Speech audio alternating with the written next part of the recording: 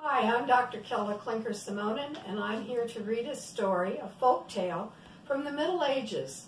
This was one collected by the Brothers Grimm, and it's called The Devil with the Three Golden Hairs. There once was a poor woman who gave birth to a little son, and as he came into the world with a caul, it was predicted that in his 14th year he would have the king's daughter for a wife. It happened that soon afterwards the king came into the village, and no one knew that it was the king. And when he asked people what was news there, they answered, "A child has just been born with a caul, and anyone so born is always lucky. It is prophesied, too, that in his 14th year he will have the king's daughter for his wife." The king, who had a bad heart and was angry about the prophecy, went to the parents, and seeming quite friendly said, "Oh, you poor people, let me have your child, and I will take care of him." At first they refused, but when the stranger offered them a large amount of gold, they thought, "It is a luck child, and everything must turn out well for him."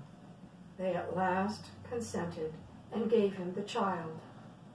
The king put him in a box and rode away with him until he came to a deep piece of water. And then he threw the box into it and thought, "I have freed my daughter from her unlooked-for suitor." The box, however, did not sink, but floated like a boat, and not a drop of water made its way into it. And it floated to within 2 miles of the king's chief city, where there was a mill, and it came to stand still at a mill dam. A miller's boy, who by good luck was standing there, noticed it and pulled it out with a hook, thinking that he had found a great treasure. But when he opened it, there lay a pretty baby boy inside, quite fresh and lively. He took him to the miller and his wife, and as they had no children, they were glad and said, "God has given him to us."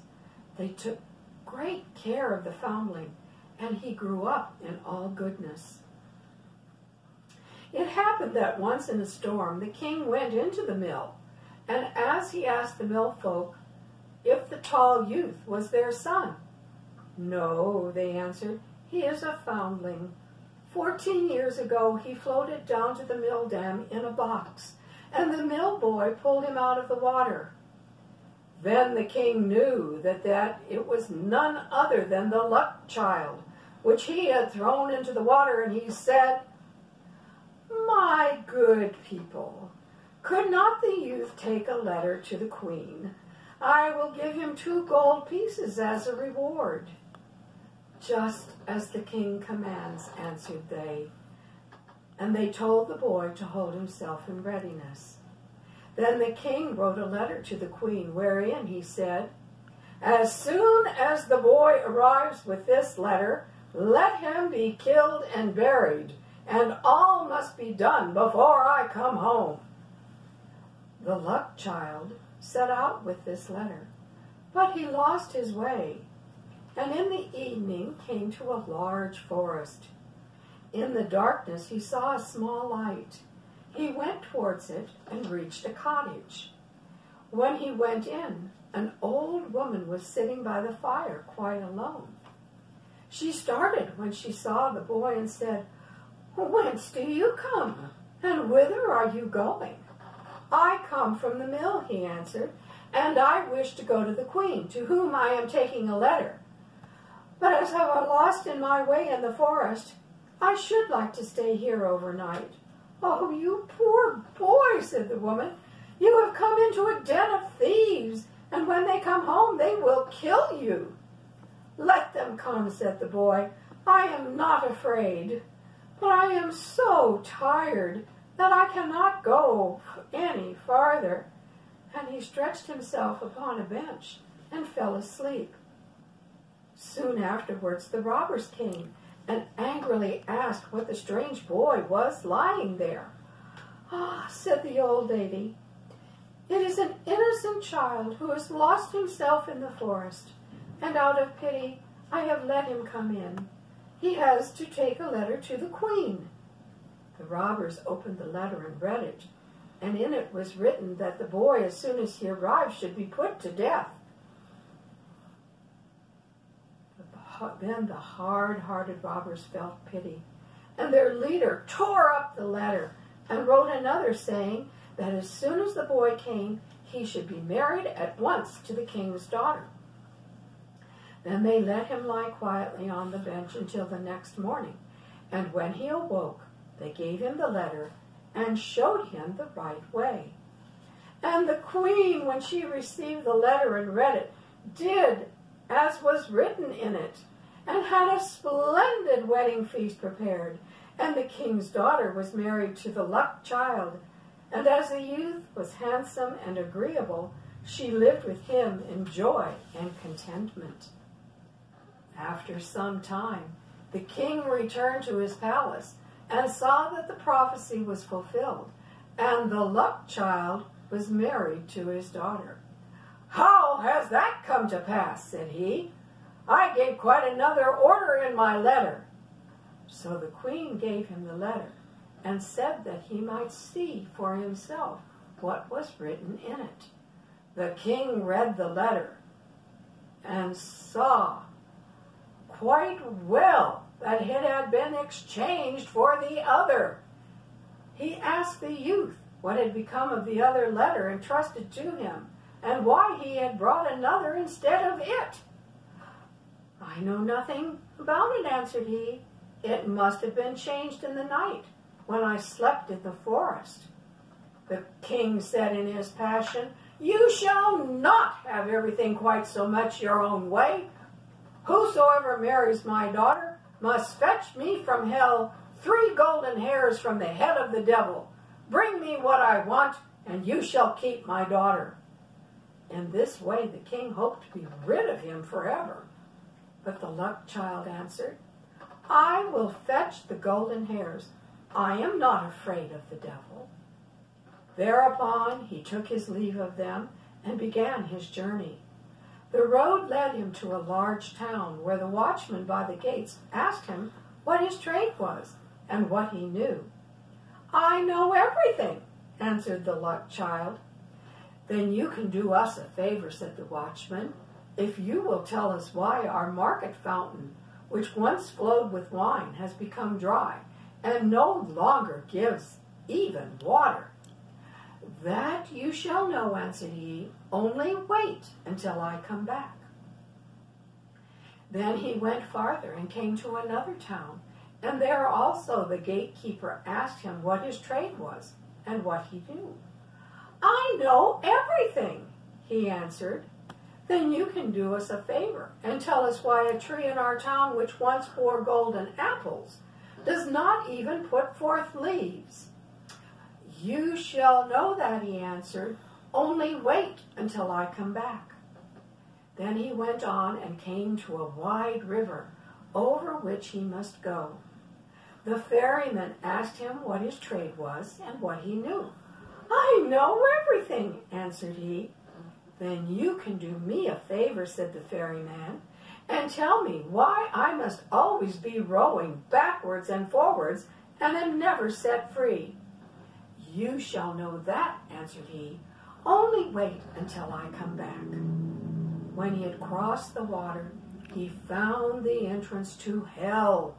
It was black and sooty within, and the devil was not at home, but his grandmother was sitting in a large armchair. "What do you want?" said she to him, but she did not look so very wicked.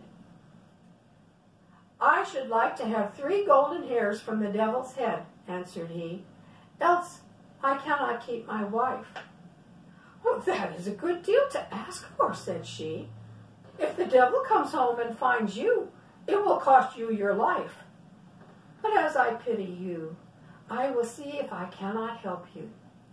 She changed him into an ant and said, "Creep into the folds of my dress. You will be safe there." "Yes," he answered. "So far, so good. But there are 3 things besides that I want to know. Why a fountain which once flowed with wine has become dry, and no longer gives even water? Why a tree which once bore golden apples does not even put forth leaves? And why a ferryman must always be going backwards and forwards and is never set free? Those are difficult questions, answered she, but only be silent and quiet, and pay attention to what the devil says when I pull out the 3 golden hairs. As the evening came on, the devil returned home. No sooner had he entered than he noticed that the air was not pure. I smell man's flesh, said he. All is not right here. Then he pried into every corner and searched, but could not find anything. His grandmother scolded him. It's just being swept, she said, and everything put up in order, and now you are upsetting it again. You have always got man's flesh in your nose. Sit down and eat your supper. When he had eaten and drunk, he was tired, and laid his head upon his grandmother's lap. And before long he fell fast asleep, snoring and breathing heavily. Then the old woman took hold of a golden hair, pulled it out, and laid it down near him. "Ow!" cried the devil. "What are you doing?" "Oh, I've had a bad dream," answered the grandmother, "so I seized a hold of your hair." "What did you dream then?" said the devil. "I dreamed that a fountain in a marketplace, from which wine once flowed, was dried up, and not even water would flow out of it. What is the cause of it?" "Oh, ho, ho! If they did but know," answered the devil. "There is a toad sitting under a stone in the well. If they killed it, the wine would flow again." He went to sleep again and snored until the windows shook. Then she pulled the second hair out. "Ha! What are you doing?" cried the devil angrily. "Oh, do not take it ill," said she. "I did it in a dream." "What have you dreamt this time?" asked he.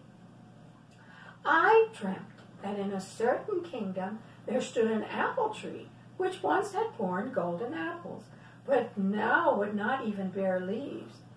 What think you was the reason?" "Oh, if they but did know," answered the devil. "A mouse is gnawing at the root. If they killed this, they would have golden apples again. But if it gnaws much longer, the tree will wither altogether. But leave me alone with your dreams. If you disturb me in my sleep again, you will get a box on the ear." The grandmother spoke gently to him, and he fell asleep again and snored. Then she took hold of the 3rd golden hair and pulled it out. The devil jumped up and roared, and would have treated her ill if she had not quieted him once more and said, "Who can help bad dreams?" "What was the dream then?" asked he, and was quite curious. "I dreamt of a ferryman who complained that he must always ferry from one side to the other and was never set free. What is the cause of it?" "Ah, the fool," answered the devil. "When anyone comes and wants to go across, he must put the oar in his hand, and the other man will have to ferry, and he will be free." As the grandmother had plucked out the 3 golden hairs, and the 3 questions were answered, she let the old devil alone. And he slept until daybreak. When the devil had gone out again, the old woman took the ant out of the folds of her dress and gave the luck child his human shape again. "Here are the 3 golden hairs for you," she said. "What the devil said to your 3 questions, I suppose you heard." "Yes," answered he, "I heard, and will take care to remember." "You have what you want," said she, Now you can go your way." He thanked the old woman for helping him in his need and left hell well content that everything had turned out so fortunately. When he came back to the ferryman, he was expected to give the promised answer. "Ferry me across," said the luck child, "and then I will tell you how you can get free." And when he reached the opposite shore, he gave him the devil's advice. "Next time anyone comes who wants to be ferried over, just put the oar in his hand." He went on and came to town, wherein stood the unfruitful tree. And there too the watchman wanted an answer. So he told him what he had heard from the devil. "Kill the mouse which is gnawing at its root, and it will again bear golden apples." Then the watchman thanked him and gave him as a reward 2 donkeys laden with gold, which followed him. At last he came to the town whose well was dry. He told the watchman what the devil had said. "A toad is in the well beneath a stone. You must find it and kill it, and the well will again give up wine." The watchman thanked him and also gave him 2 donkeys laden with gold. At last the luck child got home to his wife, who was heartily glad to see him and to hear how well he had prospered in everything. To the king he took what he had asked for, the devil's 3 golden hairs. And when the king saw the 4 donkeys laden with gold, he was quite content and said, "Now all the conditions are fulfilled, and you can keep my daughter. But tell me, dear son-in-law, where did all that gold come from? This is tremendous wealth." "I was rowed across the river," answered he, "and got it there. It lies on the shore instead of sand." "Can I too fetch some of it?" said the king, and he was quite eager about it. "As much as you like," answered he. "There is a ferryman on the river. Let him ferry you over, and you can fill your sack on the other side." The greedy king set out all in haste, and when he came to the river, he beckoned to the ferryman to put him across. The ferryman came and bade him get in, and when they got to the other shore, he put the oar in the king's hand and sprang out. But from this time forth, the king has to ferry as punishment for his sin. Perhaps he is ferrying still. If he is, because no one has taken the oar from him.